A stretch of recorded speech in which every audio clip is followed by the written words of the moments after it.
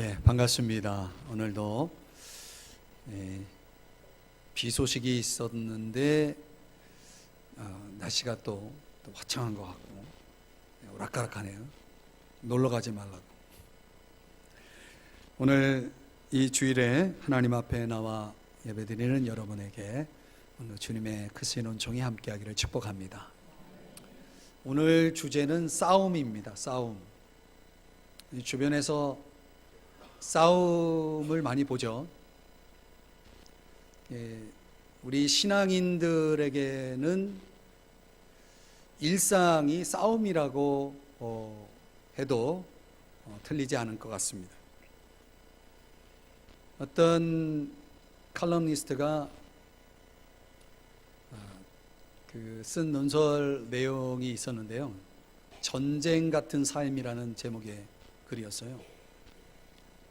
이 글 내용을 보니 우리나라는 한국 사람들은 전쟁 같은 삶을 살고 있다. 이렇게 그 논지를 밝히고 그 증거를 이야기를 하는데 그 증거가 뭐냐면 우리나라의 세계 최고의 자살률을 보이고 있는 나라고요. 또 세계 최저의 출산율을 또 그런 보유하고 있는 나라다.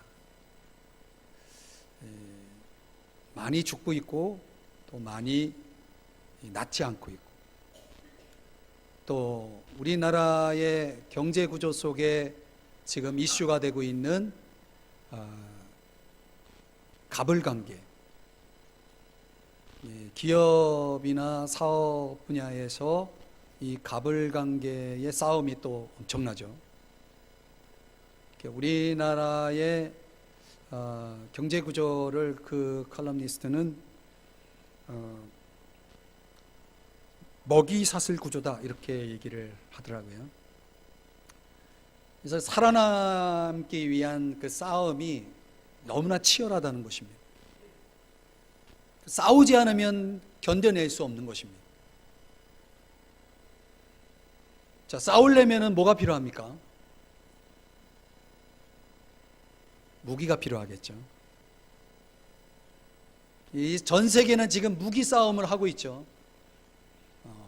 어느 나라가 더 강한 무기를 갖고 있고 더 파괴력 있는 무기를 갖고 있는가, 더 첨단 무기를 갖고 있느냐가 그 나라의 국력을 마치 보여주는 양 이 무기 개발에 아주 열을 내고 있습니다. 왜 그러냐면 무기가 승패를 결정하기 때문이죠. 우리 인생도 마찬가지라는 것입니다. 우리 인생의 싸움을 놓고 봤을 때 우리 인생에도 무기가 어떤 무기냐에 따라서 승패가 결정되어지는 것입니다. 오늘 4절 말씀을 한번 보실까요? 4절에 보면 바울이 우리의 싸우는 무기, 그러니까 바울이 싸울 때 사용했던 무기에 대해서 소개를 하고 있는 것입니다. 이 바울이 사용한 싸움의 무기는 뭘까요? 근데 이 무기를 가만히 보니까 우리에게도 굉장히 유용하겠다 생각이 되더라고요. 우리의 일상이 전쟁이라면 이 인생 전쟁을 위해서 이 바울이 사용했던 무기가 매우 유용하게 쓰여질 수 있다는 사실을 제가 발견하게 됩니다. 그래서 이 1절에서 이 6절 말씀이 본문은 굉장히 쉬운 본문인데 설교는 굉장히 어려운 설교입니다. 그래서 어제 잠을 잘 못 잤어요. 제가 눈이 침침해 보이죠? 이 설교자의 고뇌를 여러분들이 오늘 좀 느끼면서 설교를 들었으면 좋겠어요. 그러니까 우리 인생 전쟁에서 구비해야 할 무기가 있는데 이 바울이 사용했던 무기가 매우 유용하다는 사실을 놓고 오늘 본문을 묵상하는 가운데 이제 고린도후서 10장에 와서 저와 여러분이 오늘 함께 묵상할 주제는 인생의 전쟁에서 구비해야 할 무기입니다. 그것이 무엇일까요? 세 가지를 본문 속에서 찾아보겠습니다. 첫째는 한번 따라 하십시다. 인격. 인격이라는 게 여러분 무기가 될 수 있다는 거 아십니까? 이 체로키 인디언족의 한 노인이 자기 손자에게 이야기를 해주는데, 이 마음속에는 늘 싸움이 있다라고 하는 이야기를 해주는 겁니다. 그 내용인즉 뭐냐면, 그 마음속에 일어나는 싸움이 너무나 끔찍한 싸움인데, 그래서 마치 두 마리의 늑대가 싸우는 것과 같다. 그 한 마리의 늑대는 아주 악한 놈인데, 또 다른 한 마리는 선한 놈이다. 그러면서 그 악한 놈과 선한 놈의 이야기를 계속 들려주는데, 이 할아버지의 이야기를 듣던 손자가 한참 생각을 하다가 할아버지한테 이런 질문을 던졌다고 합니다. 어떤 늑대가 이기나요? 그러자 할아버지의 대답은 아주 간단했다고 합니다. 먹이를 주는 놈. 너가 먹이를 주는 놈이 이긴단다. 여러분, 우리의 인격도 같은 원리로 자리 잡고 있다는 것입니다. 우리의 인격 속에는 선한 것과 악한 것이 함께 싸움을 하고 있습니다. 어떤 놈이 이길까요? 여러분이 먹이를 주는 놈이 이기겠죠. 자, 바울의 이야기를 함께 생각해 보죠. 1절. 너희를 대면하고 유순하고 떠나 있으면 너희에 대하여 담대한 나 바울. 바울은 이제 그리스도의 온유와 관용으로 친히 너희를 권하고. 자, 여기 중요한 말씀이 나옵니다. 저를 보시죠.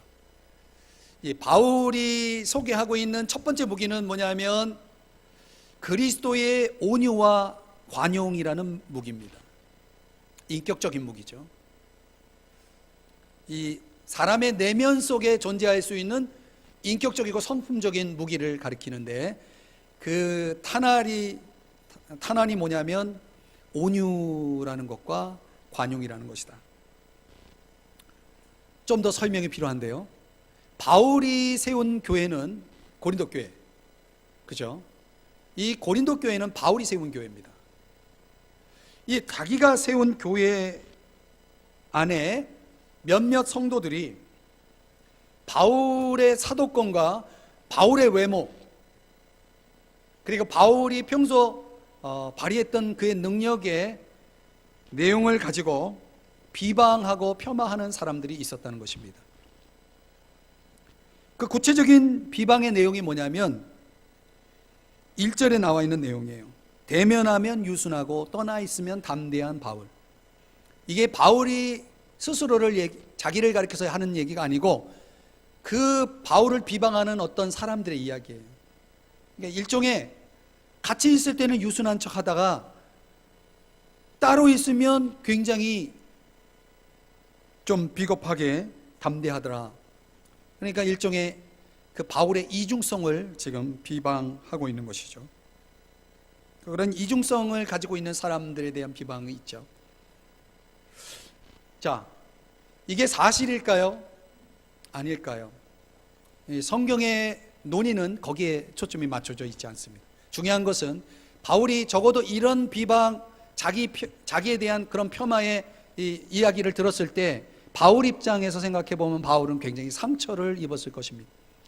여러분, 사실이든 사실이 아니든 여러분을 향해서 누군가 여러분을 비방하고 여러분을 폄하한다면 여러분 어떻게 하시겠습니까? 어떤 생각이 들어요? 흔들리죠. 여러분도 뚜껑이 열릴 수 있겠죠. 오히려 바울의 입장에서 보면은 속상한 거죠. 아니, 나를 인정해 줘도, 나에게 감사해도 그 당연한 이 성도들이 말이지, 어떻게 교회를 위해서 가장 수고한 나를 향해서 이렇게 비방을 할 수 있는가? 오히려 푸대접을 하고 마음의 비수를 꽂을 수 있는가? 이렇게 생각하면서 어디 너희들도 한번 나한테 당해봐라 해서 눈에는 눈, 이에는 이로 그렇게 보복할 수 있는, 반박할 수 있는 충분한 여지가 있었음에도 불구하고 바울은 어떻게 반응했냐면 그리스도의 온유와 관용으로 너희를 권한다. 이 권한다라는 단어가 그 당시 로마 당시에 사용한 단어는 무슨 단어냐면, 무슨 뜻이냐면, 권한을 가지고 있는 사람이, 로마 관리처럼 권한을 가지고 있는 사람이 아주 정중한 태도로 요청을 한다라는 그런 뜻이 있어요. 그러니까 지금 상대가 나를 지금 공격하고 나를 비방하고 있는데, 그 상대를 향해서 내가 어떻게 온유함으로, 관용함으로 상대에게 정중하게 지금 이해를 갖추고 있는 것입니다. 이런 접근 방법을 가지고 있는 모델이 계셨는데, 그분이 바로 예수님이죠. 예수님은 어떤 분이셨냐면, 수고하고 무거운 짐진 자들아 다 내게로 오라. 내가 너희를 쉬게 하리라. 나는 마음이 온유하고 겸손하니 너희는 내게 와서 내게 나의 멍에를 메고 내게 배우라 라고 말씀하죠. 그리고 예수님은 예수님에게 나온 사람들에게 Follow me, 나를 따르라, 나를 믿으라 라고 말씀하지 않고 나를 따르라. 뭘 따르라? 나의 삶을 따르라, 나의 인격을 따르라 라고 말씀하셨죠. 중요한 겁니다. 이 온유라고 하는 단어가 참 굉장히 중요한 단어인데요, 헬라어로는 프라우테토스라고 하는 단어입니다. 이게 예수님의 마음과 일치되는 인격이죠. 이게 사람이 가지고 있는 인격적인 능력을 판단하는 기준이 있대요. 3가지. 첫 번째는 자기 자신을 있는 그대로 받아들이는 수용력이래요. 여러분, 보통 자기 자신을 그대로, 있는 그대로 받아들이지 못하는 사람들이 우리 사회에 있죠. 예를 들면 사이코패스 같은 그런 형태의 사람들은 자기 속에 2가지의 인격을 가지고 있다라고 말하는 거 아니겠습니까? 그리고 자기에게 유리한 쪽으로, 합리적으로 그때그때마다 유리한 인격을 자기 인격으로 대변하죠. 사실은 자기 자신의 본연의 인격을 수용하지 못하는 그런 사람입니다. 불행한 사람이죠. 자기 있는 모습 그대로를 수용할 수 있다라고 하는 것은 참으로 중요한 부분입니다. 나를 인정한다는 거죠. 나를 정직하게 인정한다는 거죠.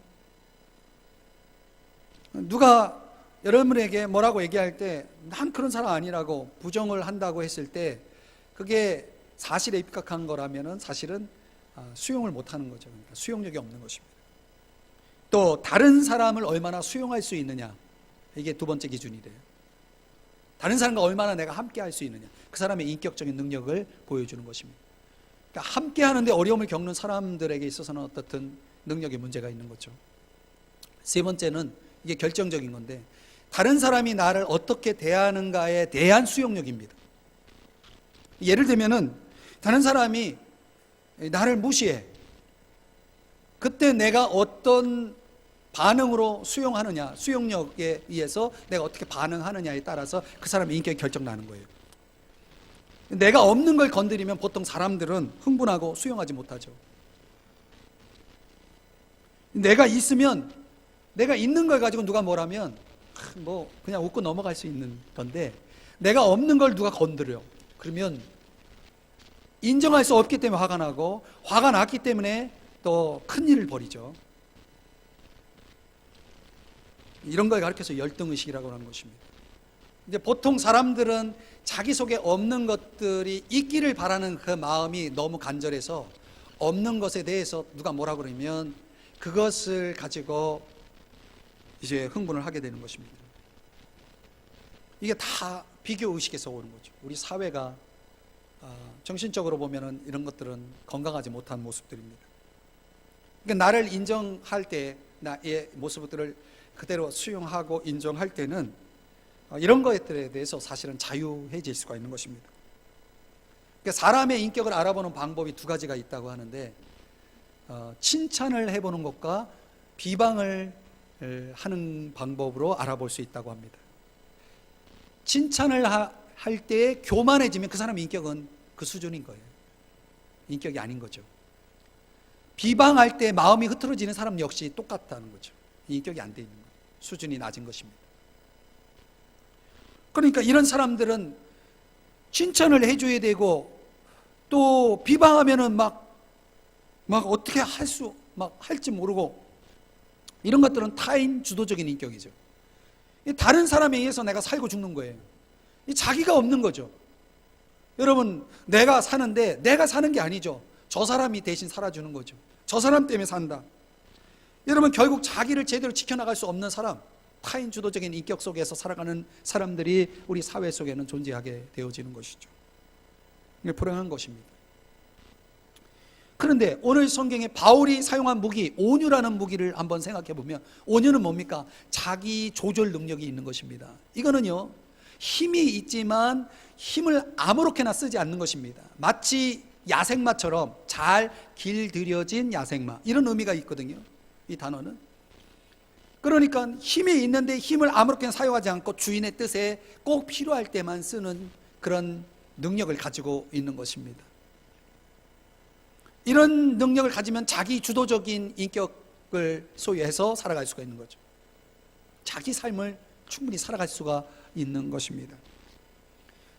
예수님께서 팔복 산상수훈의 첫 번째 설교인 팔복 설교에서 마태복음 5장 5절에 보면은 이런 설교를 하셨죠. 마음이 온유한 자는 복이 있나니, 행복한 사람이니 저가 그들이 땅을 기업으로 받을 것이며, 땅을 받는다는 것은 승리했다는 얘기거든요. 그 승리의 근거가 뭐냐면 마음이 온유한 사람, 이게 핵심입니다. 나폴레옹이 세계를 정복했나요? 역사는 그렇게 가르쳐주고 있지 않습니다. 나폴레옹은 세계를 정복하지 못했습니다. 왜? 자기를 정복하지 못했기 때문에 그렇습니다. 그러나 여러분, 팔레스틴 땅의 그 작은 땅 덩어리 속에 갈릴리라는 지역을 누볐던 한 분, 예수님은 지금 세계를 정복하지 않았습니까? 사랑으로, 성품으로. 성품이 승자가 되는 거예요. 관용이라는 것들을 한번 생각해 보면, 이 관용이라는 단어도 흥미로운 단어인데, 너그러움이죠. 사람이 어떻게 너그러워질 수 있나요? 옳은 것을 위해 살아가는 사람들은 너그러워질 수가 없습니다. 옳은 것을 위해 살아가는 사람은 옳지 않은 것에 대해서 참지 못해요. 그래서 그것을 비판하고 지적해야 돼요. 그런데 여러분, 성경에는 이렇게 말씀하고 있습니다. 지나치게 의인이 되지 말라. 왜? 나도 똑같은 사람일 경우가 생기기 때문에. 내가 다른 사람에게 지적하고 다른 사람을 비난했던 것들이 어느 날 보면 내가 똑같은 사람이 되어 있는 거예요. 반대 경우가 생길 것이기 때문에 여러분, 사람은, 모든 사람이 죄인이라는 사실을 알아야 해요. 내가 의인이 아니에요. 그러니 돌을 던질 자격이 나에게는 없는 것입니다, 사실은. 이 관용이라고 하는 것은 내가 의롭기 때문에 너그러울 수 있다라는 그런 개념이 아닙니다. 더 옳은 것을 추구하는 것을 의미하는 것입니다. 옳은 것을, 잘못된 것을 지적하는 것은 옳은 것이지만 그것을 참아주는 것은 더 옳은 것입니다. 왜냐하면 자신이 있는 거예요. 왜? 뭐가 자신이 있어요? 언젠가는 저 사람이 행하는 것이 잘못된 것이라면 반드시 질 것이고 바로잡아질 것이고 의가 승리할 것이라고 하는 믿음이 확고하기 때문에 기다려줄 수 있는 것입니다. 참아줄 수 있는 것입니다. 더 옳은 것을 추구한다는 사람들은 그래서 마침내 승자가 되는 것입니다. 배너라는 영화를 보셨나요?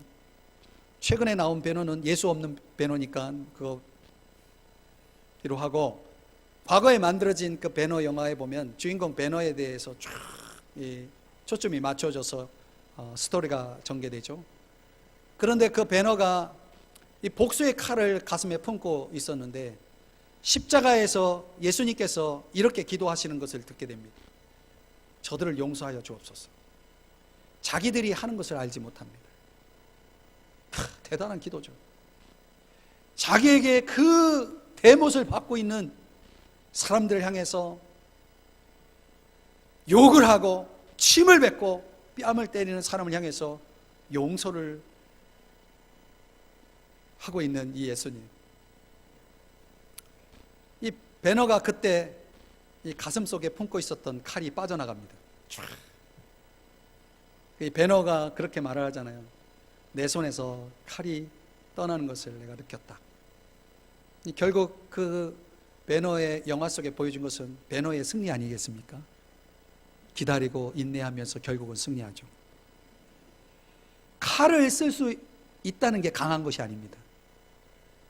쓸 수 있지만 더 강한 칼을 쓰는 것입니다. 그게 성품입니다.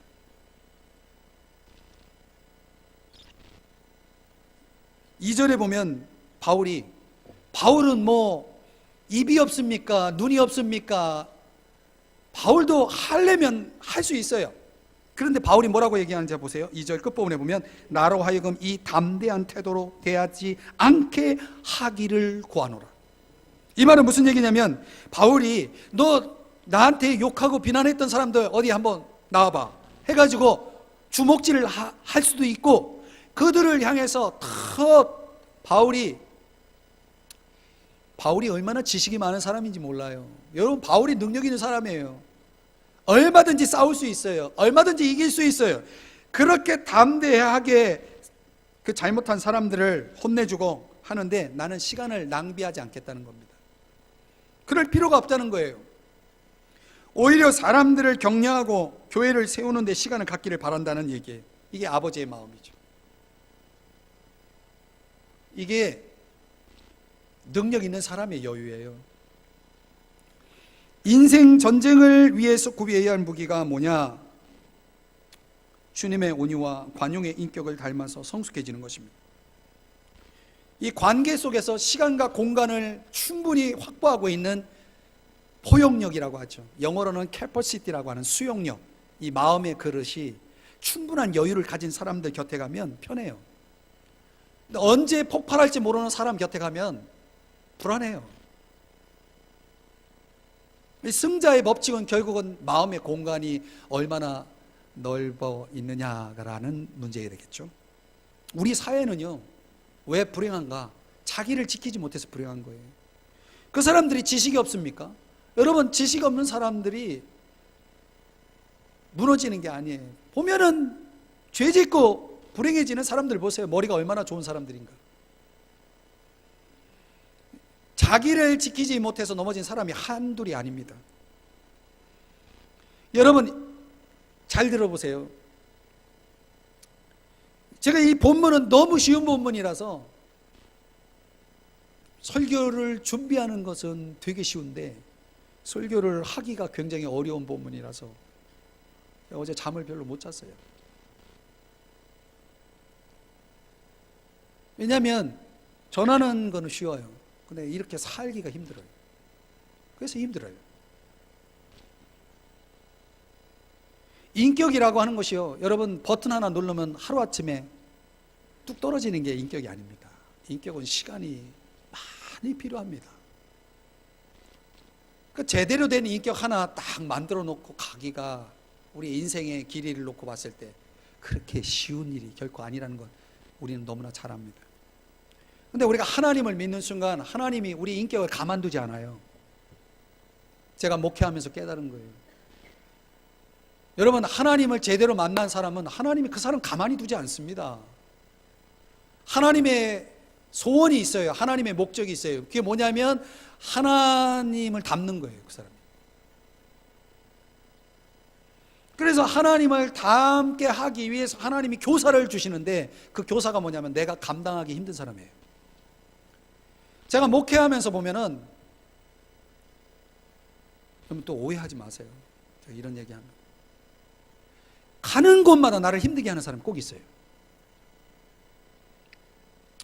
제가 성도들을 이렇게 놓고 보면 그게 보여요. 저는 이걸 어느 순간 깨달은 사람이에요. 성경을 또 깨닫고 보니까 그게 맞아요.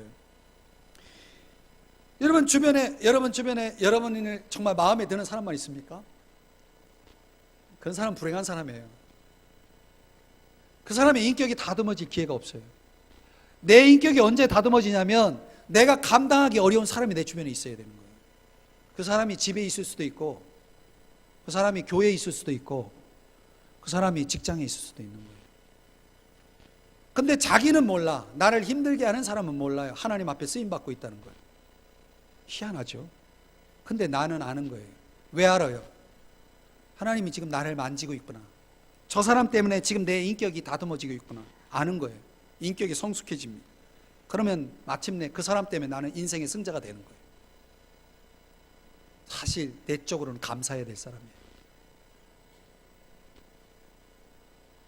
저는 이 바울이라고 하는 사람이 참 대단해 보여요.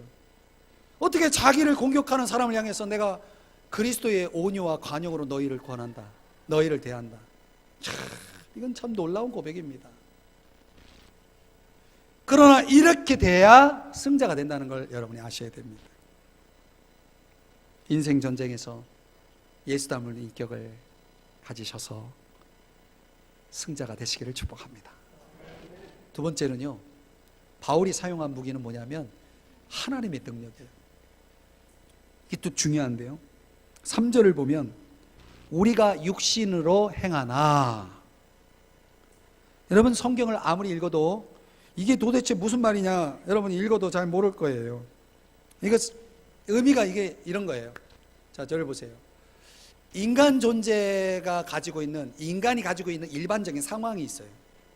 그 상황이 뭐냐면 어려움 앞에 그 어려움을 이겨낼 수 있는, 해결할 수 있는 능력이 없는 거예요. 이게 약함이죠. 여러분 스스로가 강한 것 같아도 사실 어떤 경우, 어떤 상황, 어떤 사건 앞에 여러분이 약하다는 걸 깨달을 거예요. 실수에 취약해요. 이게 사람이 그런 존재라는 거예요. 육신으로 행하나, 이 말은 무슨 얘기냐면 바울이 대단한 신적 존재라서 온유와 관용으로 너희를 대한다, 이게 아니고 나도 너희들과 똑같은 인간이다 말이죠. 나도 약하고 나도 실수할 수 있고 나도 연약함이 많다. 이걸 지금 하고 있는 거냐면 나도 너희들과 똑같다, 이런 얘기를 하고 있는 거예요. 우리가 육신으로 행하나. 그런데 그 다음 보시면 육신에 따라 싸우지 아니하노니, 이건 무슨 얘기냐면 자기가 가지고 있는 능력으로 싸우지 않는다는 얘기예요. 그럼 내가 약한데 이 약한 나를 가지고 싸워봤자 약한 나가 이기겠습니까? 근데 자기 능력으로 싸운다라고 하는 것은 인간이 가지고 있는 자기 능력이 어떤 능력이 있겠어요? 지적인 능력이 있겠죠.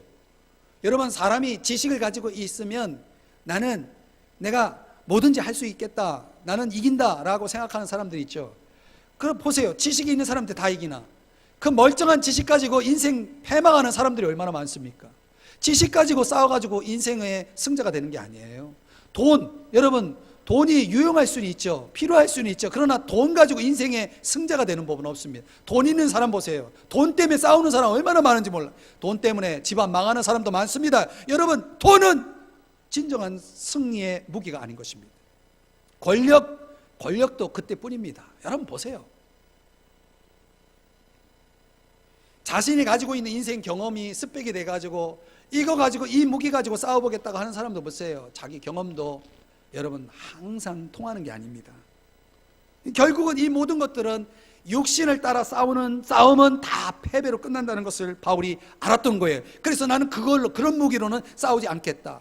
바울처럼 똑똑하고 능력이 많은 사람도 난 그것으로는 내 싸움은 이길 수 없다라고 하는 것을 알고 있었고, 에베소 6장에서는 우리의 씨름은 혈과 육을 상대하는 것이 아니고 하늘에 있는 악의 영들을 대하는 것이다. 이 굉장히 중요한 개념입니다. 여러분, 하늘의 무기를 가지고 적이 공격해 오는데 내가 땅에서 소총 가지고 아무리 쏴봐요, 비행기에서 쏟아 넣는 그 강력한 무기를 소총 들고 싸워봤자 게임이 안 되는 것입니다. 인생 전쟁을 이기려면 거기에 걸맞는 무기가 필요한 거예요. 그래서 바울이 깨달은 게 뭐냐 하면 우리의 싸우는 무기는 하나님의 능력이다. 하나님의 능력이 있어야 싸움이 가능하다는 것입니다. 이 하나님의 능력을 에베소 6장에서는 진리, 의, 구원, 믿음, 말씀, 복음, 이런 것들을 소개했어요. 여러분, 사람이 가지고 있는 부와 명성이 이 하늘과의 싸움, 이 영적인 싸움에서는 무용지물입니다. 요즘 우리 사회를 보면 이 너무나 많은 거짓들이 있죠. 속이는 일들이 있죠. 거짓이 이길까요? 천만의 말씀이에요. 거짓은 진리를 이길 수가 없습니다. 진리만이 승자가 될 것입니다.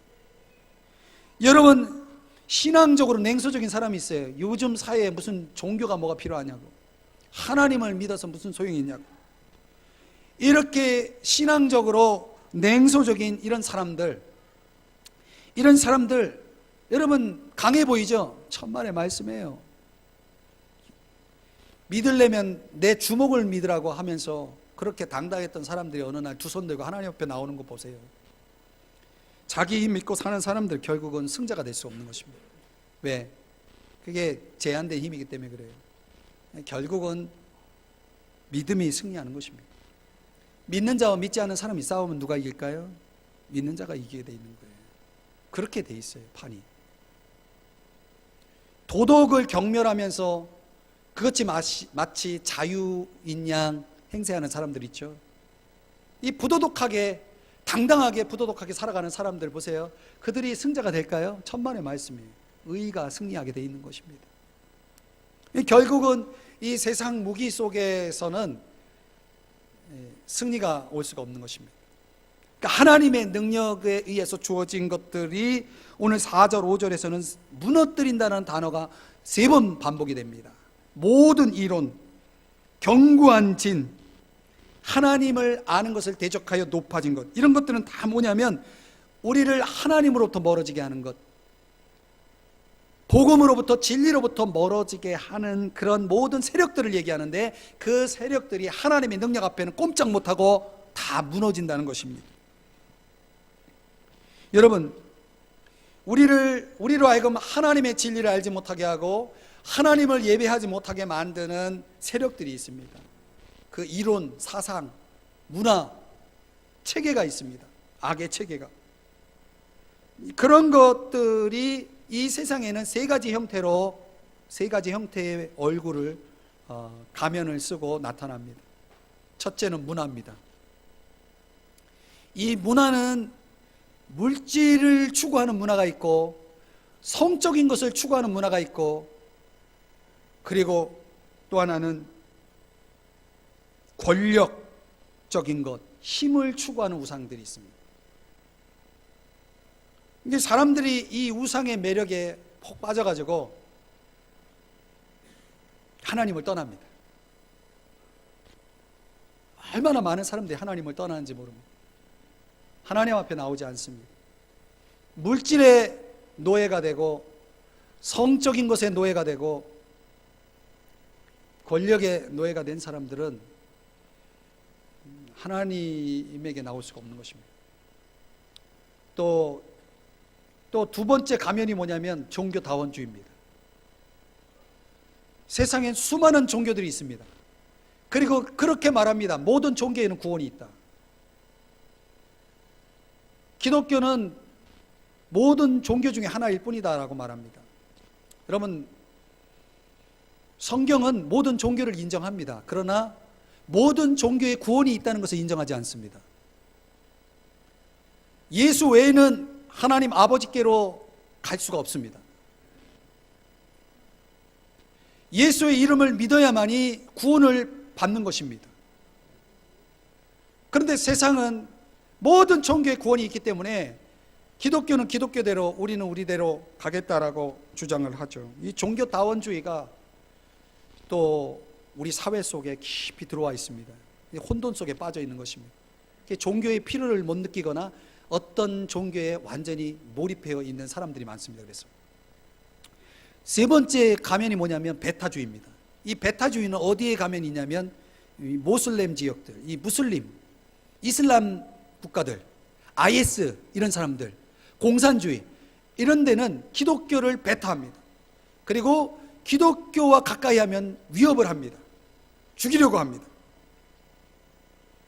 이 세상을 지배하고 있는 이 세 가지 적들이 이 우상문화와 종교다원주의와 그리고 베타주의가 지금 우리가 살고 있는 이 시대에 쫙 깔려 있는 겁니다.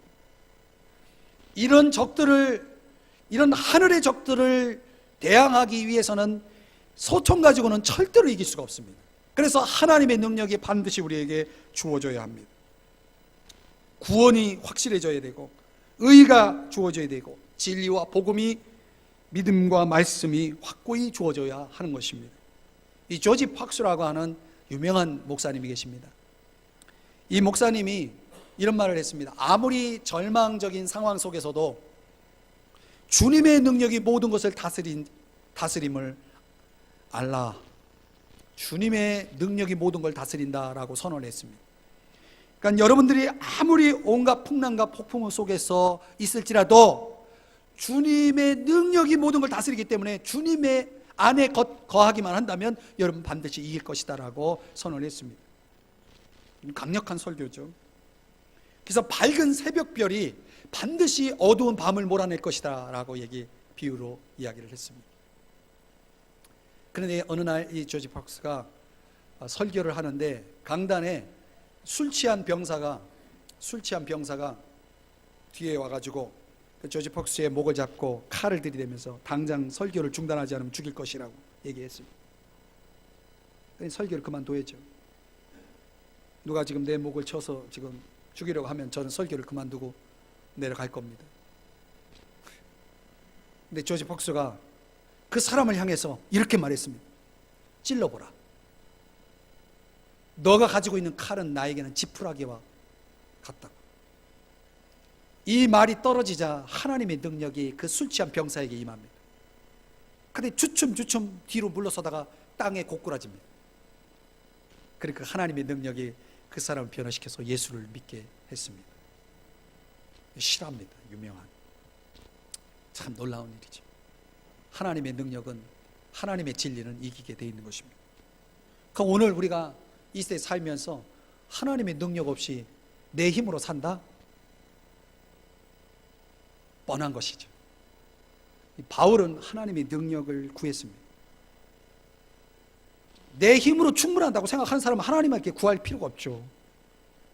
그럼 여러분이 하나님의 능력이 필요하다고 깨달으면 여러분 능력을 구해야 됩니다. 오늘 내가 내 인생 전쟁에서 승리할 수 있다, 하나님 능력을 달라고. 바쁘게 사는 게 전부가 아닙니다. 열심히 사는 게 전부가 아닙니다. 거둬야죠. 전리품이 있어야죠.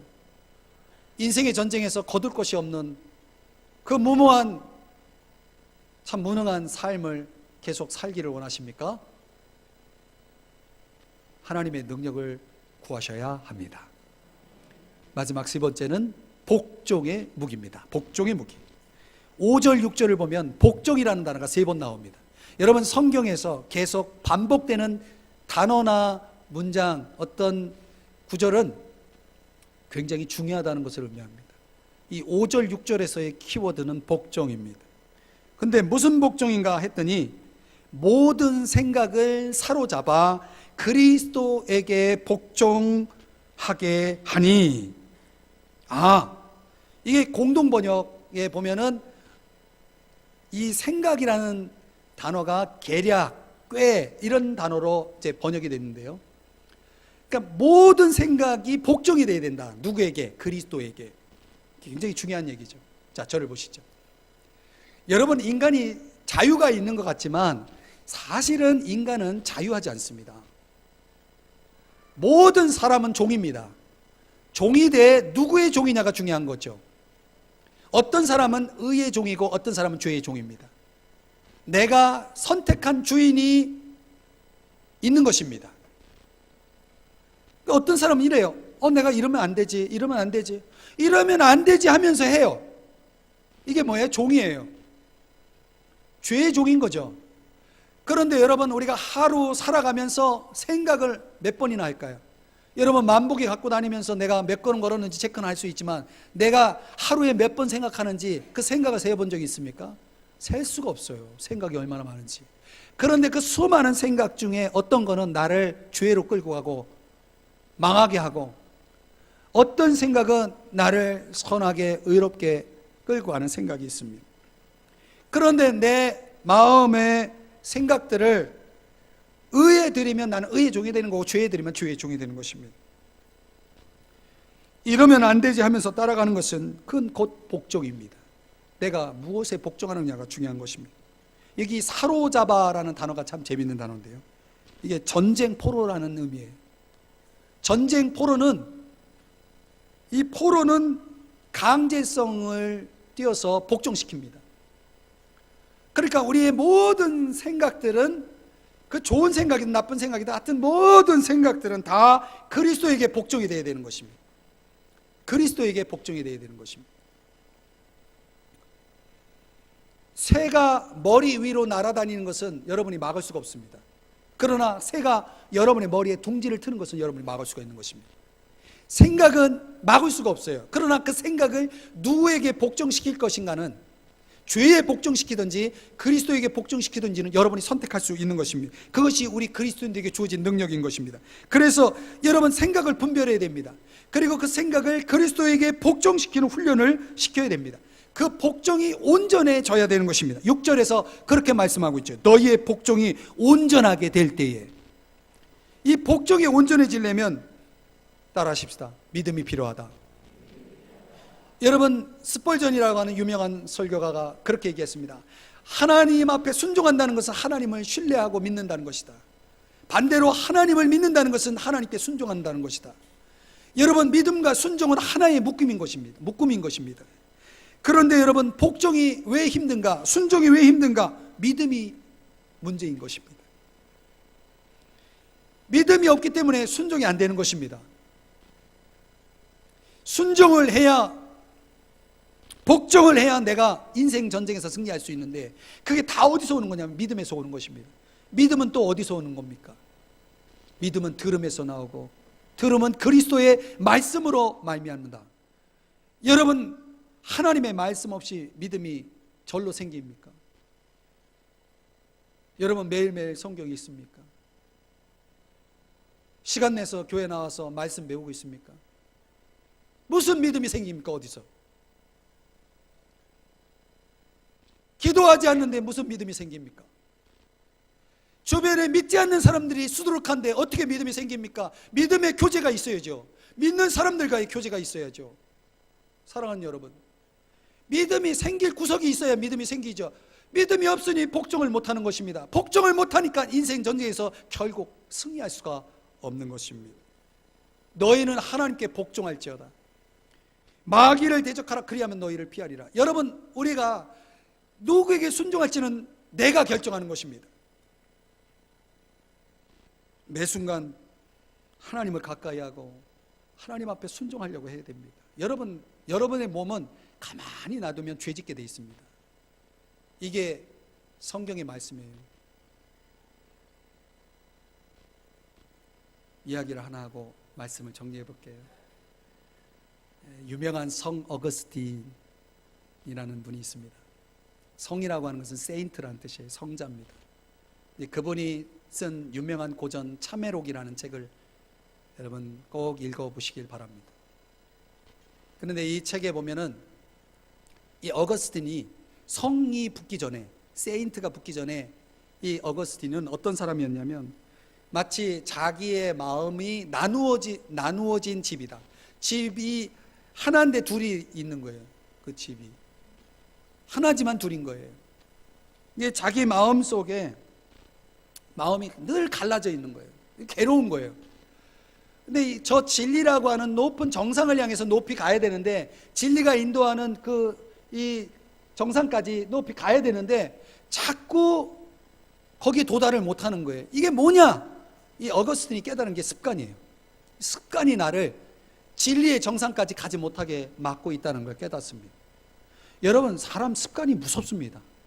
근데 이 습관이라는 것은, 저처럼 20대 예수 믿은 사람은 예수 믿기 전에 형성된 습관이 있어요. 이 습관을요 고치는 게 3살 버릇이 언제까지 가요? 예? 뭐 여든이 100세까지 가요. 요즘 100세 시대예요. 바꿔야 돼요. 그건 평생 가는 거예요. 여러분, 습관이요 잘 안 고쳐집니다. 나는 어려서부터 교회 다녔어요. 그 사람도 학교 다니면서 친구 사이에서 이렇게 저렇게 형성된 잘못된 습관들이 있어요. 우리를 진리의 정상에 이르지 못하게 만드는 악한 습관들이 있다는 거예요. 그걸 이 어거스틴이 느낀 거예요. 그러면서 너무 괴로워가지고 내가 마음에 원하는 걸 하지 않고 자꾸 원치 않는 걸 행하는 자신의 모습을 보면서 너무 괴로워가지고 하루는 통곡을 하면서 울면서 어거스틴이 이렇게 고백을 합니다. 나는 얼마나 오랫동안 내일이라고 계속 말할 것인가? 지금은 왜 안 되는가? 왜 지금 이 순간 나는 나의 추한 죄를 그만두지 못하는가? 그러면서 막 절규하는 거예요. 근데 그 순간 집 밖에 어린아이들이 이 마당에서 놀면서 부르는 노래소리가 들리는데, 그 노래소리 후렴이 계속 반복되는 그 후렴 노래 가사가 들려오는 거예요. 무슨 내용이냐면 그것을 받아 읽어라, 그것을 받아 읽어라, 이런 노래소리가 자꾸 들려오는 거예요. 근데 순간 그것이 하나님의 명령으로 느껴지면서 읽으라는 하나님의 명령이구나. 뭘 읽어야 되나? 성경을 읽으라는 명령이구나. 그래서 성경으로 달려가서 성경을 펼쳐서 처음 자기 눈에 들어오는 것을 읽습니다. 근데 그 읽은 본문이 로마서 13장 13절 14절이에요. 거기에 이런 말씀이 나옵니다. 방탕과 술 취하지 말며 호색하지 말며 쟁투와 시기하지 말고 오직 주 예수 그리스도로 옷 입고 정욕을 위하여 육신의 일을 도모하지 말라. 이 13절 14절을 딱 읽고 나서 어거스틴이 더 이상 성경을 읽을 수가 없었어요. 성경을 덮어버렸어요. 그리고 그의 참회록에 의하면 그 순간 그는 마음의 어둠이 떠나갔다고 고백합니다. 그때부터 믿음에 견고하게 서서 그는 성 어거스틴으로 살아갑니다. 사랑하는 여러분, 우리가 아무리 몸부림을 쳐도 변화가 안 됩니다. 우리의 무기로는 불가능합니다. 우리의 인생의 전쟁에서 우리가 싸우려면 새로운 무기가 필요합니다. 그게 뭡니까? 우리 자신을 싸워서 이겨야 되고, 세상의 수많은 유혹을 이겨야 되고, 저 영적인 세력들을 이겨야 되는데, 이 모든 적들을 이겨낼 수 있는 강력한 무기는 무엇인가? 오늘 바울이 깨달은 무기는 인격의 무기입니다. 그리스도를 닮은 온유와 관용의 큰 넓은 포용력, 인격적인 그 마음의 그릇을 준비해서 어떤 공격에도 흔들리지 않고 예수 그리스도를 따라갈 수 있는 그런 강력한 무기로 무장해야 되는 것입니다. 하나님의 능력, 하나님이 위로부터 주어지는 능력, 믿음의 능력, 말씀의 능력, 진리의 능력, 의의 능력, 구원의 확신, 복음의 능력, 이런 것들로 무장해서 하나님의 능력을 구하고 그 능력으로 무장해야 우리가 이길 수 있는 것입니다. 그리고 우리는 이렇게 살든 저렇게 살든 누구의 종이 되어 있는 것입니다. 그러니까 여러분, 죄의 종이 아니라 하나님의 종이 되고 그리스도의 종이 되고 말씀의 종으로 살아가야 된다는 것입니다. 이것을 위해서 여러분들은 반드시 기도를 해야 됩니다. 반드시 하나님의 말씀을 배워야 되고, 말씀을 여러분의 것으로 만들어서 여러분의 생활 속에서, 여러분이 대부분 생활하고 있는 여러분의 삶의 현장 속에서 그걸 적용할 수 있어야 여러분들은 인생 전쟁에서 승리할 수 있는 것입니다. 이거는 진리입니다. 이거는요, 아무도 여러분을 대신해 줄 수 없는 것입니다. 여러분이 이 무기를 갖느냐 안 갖느냐가 여러분의 인생을 결정하는 것입니다. 선택하십시오. 어려운 설교를 끝냈습니다. 여러분 알아서 하세요. 찬양하고 마치겠습니다. 다 같이 자리에서 일어나서. 사랑합니다, 나의 예수님. 오늘 이 고백이 오늘 말씀을 마무리하는 것 같아요.